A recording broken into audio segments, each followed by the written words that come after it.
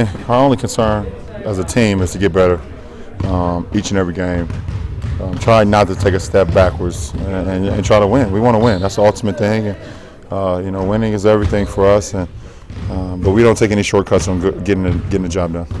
LeBron, you guys sort of, now it's March, you sort of hit the reset button and try to get it going again against Memphis, and then obviously the Knicks and Indiana's coming up. Well, we don't really play by the months, even though we understand, as the months wind down, playoffs, start to get here. But, we didn't go into February saying, well, let's go 12-1, let's do what we need to do. We just said we needed one of those stretches, and we had one of those. But we want to keep it going. We don't want that stretch to end just because the month ended. So we got a great opportunity with Memphis coming to our building, who's won 8 straight that no one talks about, but we know.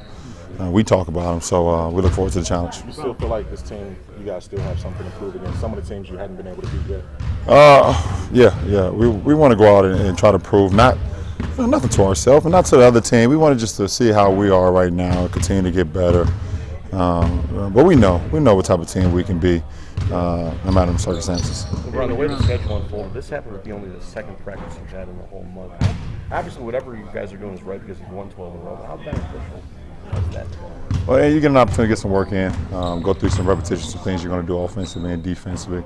Things that you cannot really simulate throughout a shoot-around or film session. You get that work in throughout the practice. It was good to have it. But, I mean, how beneficial has it been not practice this month? Well, it's been good for our team to being able to, any little nicks or bruises guys have gotten throughout the games, we've been able to get through it without the practice, just have it coming in for treatment and things of that nature. So, rest, it helps, especially with a veteran ball club like our team. Hey, when you're on a streak like this, there's some games that you didn't play as good as you could and you sneak them out.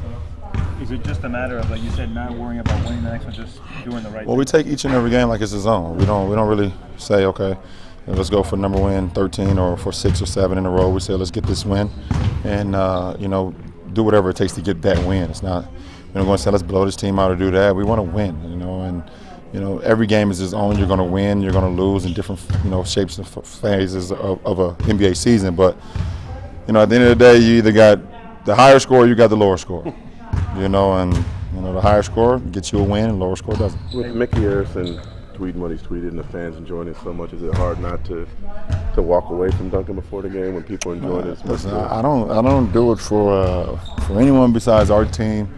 We came up with something to say let's get warmed up even more, and actually Rio was the one who really started it. I mean, he said let's get hyped, let's get up, and we're happy that our fans love it, and we're going to continue to do it though. It's something that we enjoy, something that gets us up for the game. So is that just a home game thing? I don't know. With Rio, they don't give him any credit. He had he's talking about it. No, he had the best dunk for sure. He had a 360 that I did not know he could do. That was pretty good. Eric took exception to the critics that are criticizing you now for something like this. You just deflect that. For me? Yeah. I don't care. I've been criticized for everything. That doesn't matter to me. Listen, that's the small thing on my agenda. Is I'm getting criticized about what I do in warm-ups. Stop. Like Shane say, stop. What's the biggest challenge that Bigs present? Huh? What's the biggest challenge that Grizzlies Bigs present? I just think their physical play and their basketball IQ. I think Marc Gasol has one of the biggest IQ in our league as far as he's very smart with the game. He's probably the best big passer that we have in our game. I think he averaged close to 5 assists. And Zebo is a walking double-double. I mean, his nickname is 2010, so it's 20 points, 10 rebounds for you guys that don't understand that. So it's okay, don't worry about it. But, they're great, man. It's the reason why they're, one of the top teams in the West, or if not the whole league. On a different note, what does Ray Allen mean to you? I know you ran back with him in D.C. once you see you pushing and practicing with him. What does he mean to you? It's meant a lot.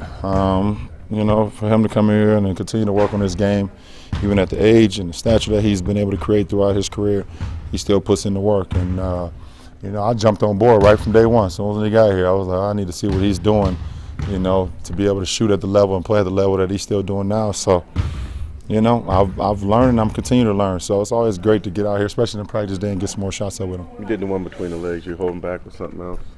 Yeah, it just happens. Honestly, I didn't really plan it. I don't know, I just did it. I don't know. I don't need props and capes and cheerleaders and flight attendants. to walk out with me. I just do it. You never think about them. You just do them. Yeah, it just happens. Like in the game, if you throw a lob, I'll figure it out while I'm in the air.